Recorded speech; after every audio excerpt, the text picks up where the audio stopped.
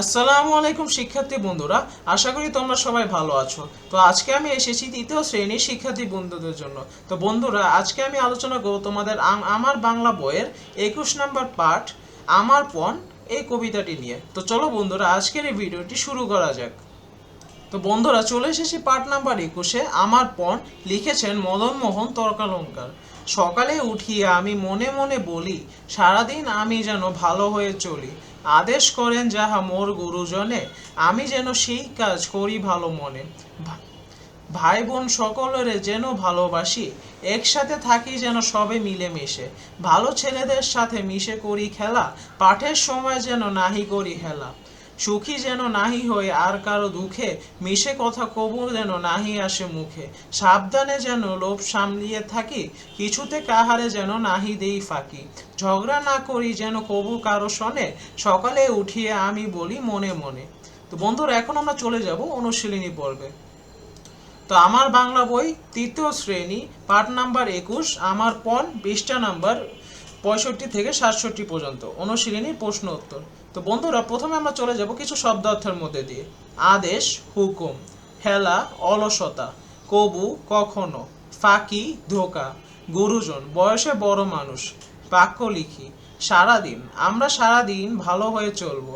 ভাই বোন আমরা 3 ভাই বোন। খেলা ক্রিকেট খেলা আমার খুব প্রিয়। লোভ লোভ করা ভালো নয়। ঝগড়া বন্ধুদের সাথে ঝগড়া করব না। এরপর বন্ধুরা, পরের চরণটি বলিও লিখি। তো বন্ধুরা, এখানে যে চরণটি দেওয়া রয়েছে তার পরবর্তী চরণ আমাদের লিখতে হবে। আদেশ করেন যাহা মোর গুরুজনে, আমি যেন সেই কাজ করি ভালো মনে। সুখী যেন নাহি হই আর কারো দুঃখে, নিচে কথা কবু যেন নাহি আসে মুখে। ঝগড়া না করি যেন কবু কারো শোনে, সকালে উঠিয়ে আমি বলি মনে মনে। এরপর বন্ধুরা, বাম পাশের সাথে ডান পাশে মিল করি। তো বন্ধুরা, এখানে দুই পাশে কলামে কিছু বাক্যাংশ দেওয়া রয়েছে, সেগুলো আমাদের মিলকরণ করতে হবে। এখানে বন্ধুরা উত্তরটি দেওয়া রয়েছে। সারাদিন আমি যেন ভালো হয়ে চলি, একসাথে থাকি যেন সবে মিলেমিশে। সাবধানে যেন লোভ সামলিয়ে থাকি, আমি যেন সেই কাজ করি ভালো মনে। ভাই বোন সকলের যেন ভালোবাসি। তো বন্ধুরা, এখানে আমরা লিখবো আমরা কি কি করব এবং কি কি করব না। তো এখানে আমরা প্রথমে দেখব কি কি করব। 1. সব সময় ভালো কাজ করব। 2.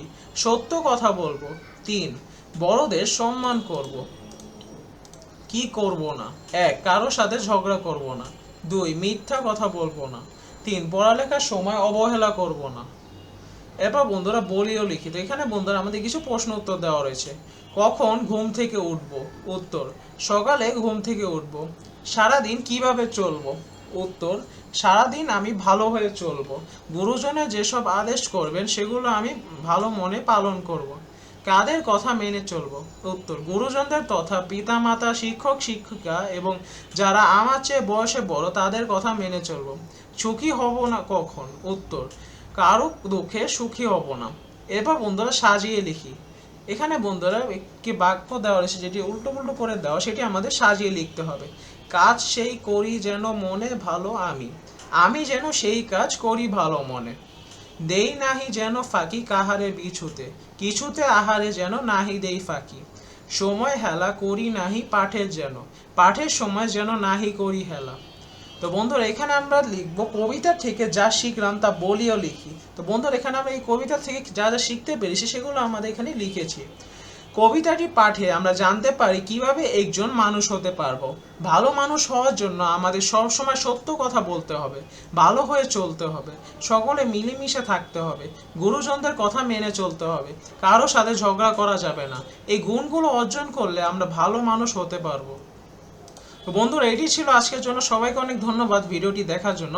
আমাদের পরবর্তী ভিডিওটি শুরু হবে পার্ট নাম্বার 22 মানব জয়ের গল্প। তো এই ভিডিওটি দেখার জন্য তোমাদের সবাইকে অনেক আমন্ত্রণ রইল। তো সবাইকে অনেক ধন্যবাদ এই ভিডিওটি দেখার জন্য। আসসালামু আলাইকুম।